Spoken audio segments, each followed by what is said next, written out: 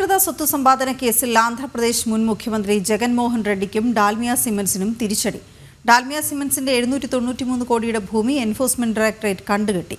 ഡാൽമിയ സിമന്റ്സിൽ ജഗൻമോഹനുള്ള 27.5 കോടി രൂപയുടെ ഓഹരികളും ഇഡി പിടിച്ചെടുത്തു. 2011 CBI രജിസ്റ്റർ ചെയ്ത കേസിലാണ് 14 വർഷത്തിന് ശേഷം ഇഡി നടപടിയുണ്ടായത്.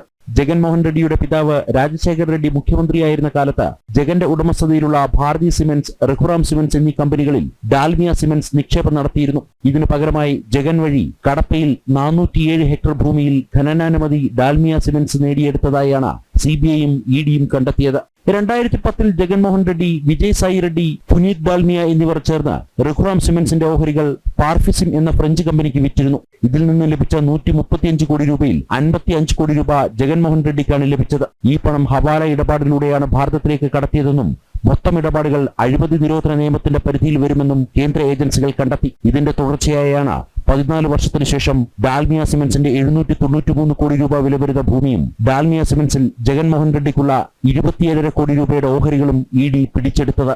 ജനം, ഡൽഹി.